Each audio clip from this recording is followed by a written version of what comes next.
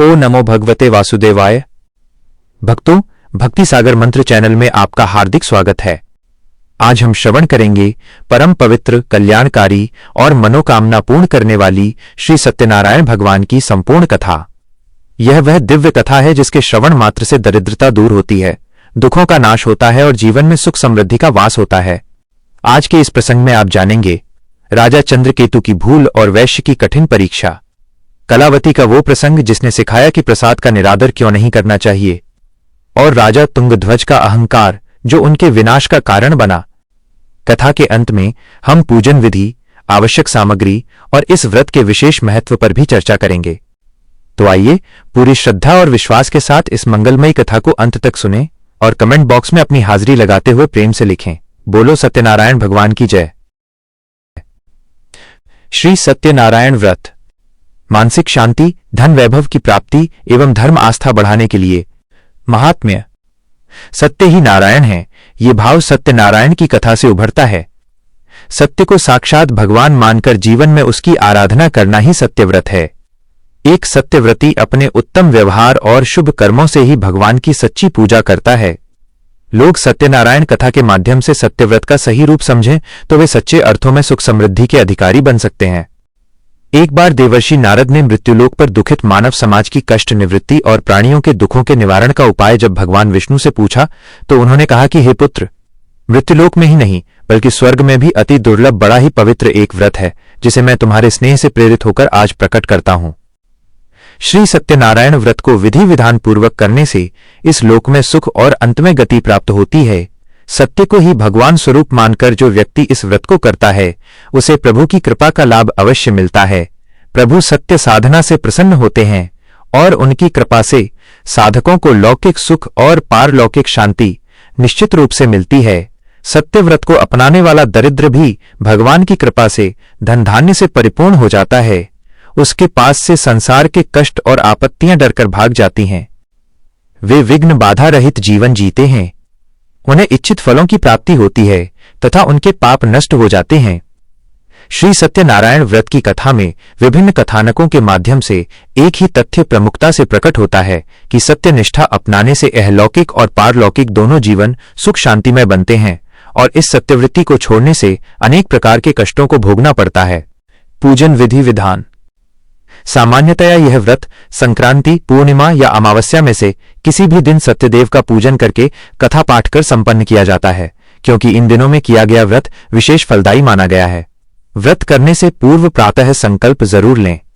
इस दिन जो सामग्री लगती है उसे इकट्ठा कर लें, जैसे केले के पत्ते, आम के पत्ते, तोरण के लिए पंचपल्लव, कलश, नवग्रहों के लिए लाल कपड़ा, भगवान के आसन के लिए सफेद कपड़ा, शालिग्राम शिला, तुलसी दल, चंदन, चावल, अबीर, गुलाल, कुमकुम, लौंग, इलायची, नारियल, सुपारी, धूप, अगरबत्ती, पुष्प, अनेक फल, केला, पंचामृत, दक्षिणा, नैवेद्य, पुण्याहवाचन, प्रसाद के लिए पंजीरी, मिष्ठान आदि। इस दिन प्रातःकाल ब्रह्म मुहूर्त में उठकर नित्य कर्मों से निवृत्त होकर स्नान और संध्या करने के उपरांत श्री सूर्य भगवान को प्रणाम कर चंदन, अक्षत, धूप, दीप आदि से सूर्य की पूजा करके उनसे प्रार्थना करें कि मैं अपनी इष्ट सिद्धि, सब आपत्तियों के नाश, सब पापों को दूर करने और मनोरथ सिद्धि आदि के लिए श्री सत्यनारायण व्रत का पूजन करना चाहता हूं। अतः मैं सूर्य द्वारा सबको यथाशक्ति पत्र, पुष्प आदि श्रद्धापूर्वक अर्पण करता हूं, उसे स्वीकार कीजिए। फिर सभी ग्रहों को नमस्कार करके प्रार्थना करें। व्रती दिन भर निराहार रहकर भगवान विष्णु का ध्यान व गुणगान करें। गौरी, गणेश, वरुण आदि पांचों लोकपाल और नवग्रहों का षोडशोपचार विधि से पूजन करें। फिर प्रार्थना और याचना करें कि वे उन्हें सिद्धि प्रदान करें। इसके पश्चात भगवान श्री सत्यनारायण का ध्यान करते हुए व्रत की कथा को श्रद्धापूर्वक सुनें। कथा के बाद उनकी आरती उतारें और भक्तों में प्रसारित कथा। प्राचीन काल में काशीपुरी में शतानंद नाम का एक निर्धन ब्राह्मण रहता था। वो भीख मांगकर अपना गुजारा करता था। उसकी इस दशा से दुखी होकर भगवान विष्णु ने एक बूढ़े ब्राह्मण का रूप धारण कर उसे सत्यनारायण व्रत का सविस्तार विधि विधान बताया और अंतर्धान हो गए। शतानंद ने अपने मन में श्री सत्यनारायण व्रत का संकल्प कर लिया, जिसकी चिंता में वो रात भर सो न सका। ज्यों ही सवेरा हुआ तो वो इस व्रत के अनुष्ठान के उद्देश्य से भिक्षा मांगने निकला। उसे उस दिन भिक्षा में बहुत धन धान्य मिला। संध्या के समय उसने घर पहुंचकर पूर्ण श्रद्धापूर्वक सत्यदेव का पूजन करके व्रत किया। व्रत के प्रभाव से वह कुछ ही दिनों में संपन्न हो गया। जब तक वो जीवित रहा उसने नियमित रूप से प्रति मास इस व्रत को पूजन सहित किया और कथा सुनी। मृत्यु होने पर उसे विष्णुलोक में स्थान मिला।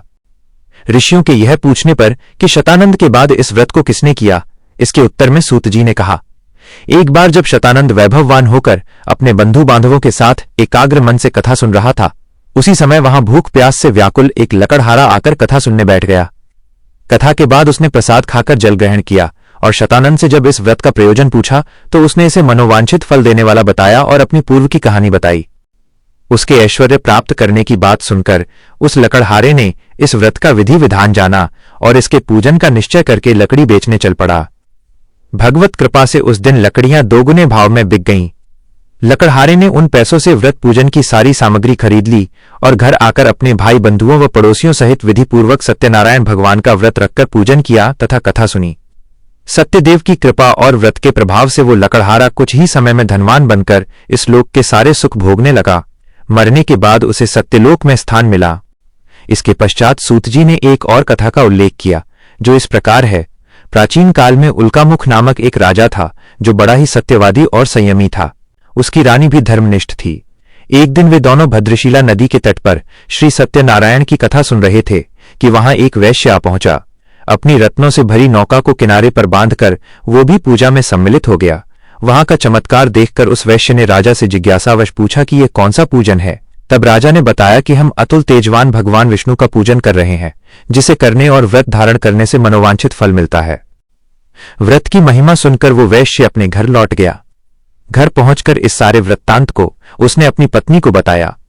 उसने ये संकल्प भी लिया कि जब मेरे घर संतान होगी तब मैं इस व्रत को करूंगा। सत्यनारायण भगवान की कृपा से उसकी पत्नी गर्भवती हुई और 10 माह में उसने एक कन्या को जन्म दिया।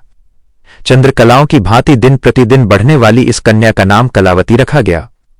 वैश्य की स्त्री लीलावती ने उसे इस व्रत के संकल्प का स्मरण कराया तो उसने कन्या के विवाह के समय व्रत करने को कहा। फिर वो अपने काम धंधे में व्यस्त हो गया। जब कलावती का विवाह हो गया तो लीलावती ने फिर से पति को स्मरण कराया। वैश्य अपने दामाद के साथ समुद्र पार व्यापार करने के लिए बिना व्रत किए चला गया।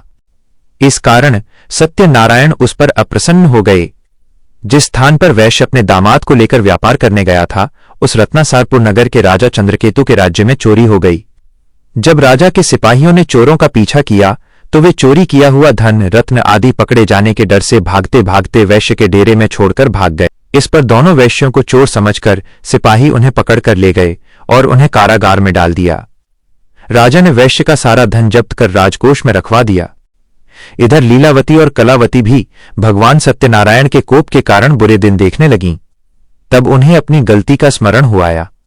उन्होंने अपने पति के संकल्प के लिए क्षमा मांगकर व्रत पूरे विधि विधान से किया तो वे प्रसन्न हुए और राजा चंद्रकेतु को स्वप्न में दर्शन देकर कहा कि सवेरा होते ही वो कारागार में बंदी दोनों वैश्यों को उनका धन लौटा दे। राजा ने वैसा ही किया जैसा आदेश भगवान ने उसे दिया था। वैश्य और उसका दामाद दोनों प्रसन्नतापूर्वक अपना धन नौकाओं में भरकर घर की ओर लौट पड़े। इसी बीच श्री सत्यनारायण ने उनकी परीक्षा लेने के लिए एक वृद्ध का रूप धारण किया और उनके निकट पहुंचकर उनसे पूछा कि तुम्हारी नौका में क्या भरा है। इस पर वे बोले, कुछ नहीं, घास फूस और फूल पत्ते हैं महाराज। तथास्तु कहकर वो वृद्ध वहां से चल दिया। अपनी नौका को हल्की जानकर उन्होंने देखा कि बहुमूल्य चीजों के स्थान पर नौका में घास फूस और पत्र पुष्प ही भरा था। दामाद और वैश्य समझ गए कि उनके झूठ बोलने का ही ये परिणाम हुआ है। बस फिर क्या था, वे दोनों उस वृद्ध के पैर पकड़कर माफी मांगने लगे। करुणाकर भगवान ने द्रवित होकर फिर से उन्हें वरदान दिया और अंतर्धान हो गए। वैश्य की नौका फिर से धन से परिपूर्ण हो गई। तब उन्होंने वहीं ठहरकर भगवान का व्रत किया, कथा सुनी और तत्पश्चात घर की ओर चल पड़े। लीलावती को अपने पति के वापस लौटने का समाचार मिला तो उसने श्री सत्यनारायण की कथा सुनते हुए अपनी पुत्री कलावती को उनके स्वागत के लिए कहा। पति और पिता के आगमन की बात सुनकर कलावती कथा का प्रसाद लिए बिना ही उनके स्वागत के लिए दौड़ पड़ी। परंतु जैसे ही नदी के पास पहुंची तो वैश्य के दामाद की नौका जल में डूब गई। ये दृश्य देखकर लीलावती और कलावती छाती पीट पीट कर दहाड़े मारकर रोने लगीं। इसी बीच आकाशवाणी हुई कि हे वणिक, तेरी कन्या सत्यदेव के प्रसाद को छोड़कर उसका अनादर करके पति से मिलने के लिए दौड़ पड़ी थी। यदि वो घर जाकर अब भी प्रसाद ग्रहण कर ले और फिर आए तो उसका पति जी उठेगा। ये सुनते ही कलावती घर की ओर दौड़कर गई। उसने प्रसाद ग्रहण किया और अपने पिता तथा पति के लिए भी ले आई। तब सभी ने देखा कि उसके पति की डूबी हुई नौका जल से स्वतः ही बाहर निकल आई है। फिर तो उस वैश्य व उसके दामाद के परिवार ने जीवन पर्यंत इस व्रत को किया और कथा कराई। इसके बाद सूत जी ने एक कथा और बताई। एक बार तुंगध्वज नामक एक राजा वन में शिकार खेलने गया। वहां उसने अनेक जानवरों का शिकार किया। जब वो लौट रहा था तो उसने एक बरगद के पेड़ के नीचे बहुत से लोगों को श्री सत्यनारायण व्रत की कथा करते देखा। राजा ने न तो भगवान को नमस्कार किया और न ही उन लोगों के दिए प्रसाद को स्वीकार कर सेवन किया। अपने महल में लौटने पर जब उसे ज्ञात हुआ कि पुत्र पौत्र धन संपत्ति सब नष्ट हो गया है तो वन की घटना का उसे तुरंत ही स्मरण हो आया। वो फिर वन में लौटा और भगवान सत्यनारायण के व्रत का पूजन किया, कथा कराई तो उसके प्रभाव से उसका सारा राज्य धन संपत्ति के अलावा राजवंश ज्यों का त्यों व्यवस्थित मिला। तब से राजा ने समय समय पर जीवन पर्यंत श्री सत्यनारायण का व्रत पूजन कर कथा कराई और सुखमय जीवन व्यतीत किया। मरणोपरांत वह मोक्ष का भागी बना। बोलो सत्यनारायण भगवान की जय। आशा है कि आज की यह कथा और मंत्र आपके जीवन में सुख शांति लाएंगे। यदि आप हमारी इस छोटी सी सेवा से लाभान्वित हुए हैं और इसे आगे बढ़ाने में अपना सहयोग देना चाहते हैं तो स्क्रीन पर दिए गए QR कोड के माध्यम से अपना योगदान भेज सकते हैं। आपका छोटा सा सहयोग हमें ऐसी ही भक्तिपूर्ण सामग्री आप तक पहुंचाने में मदद करेगा। भक्ति साधना मंत्र से जुड़ने के लिए आपका धन्यवाद। जय श्री नारायण।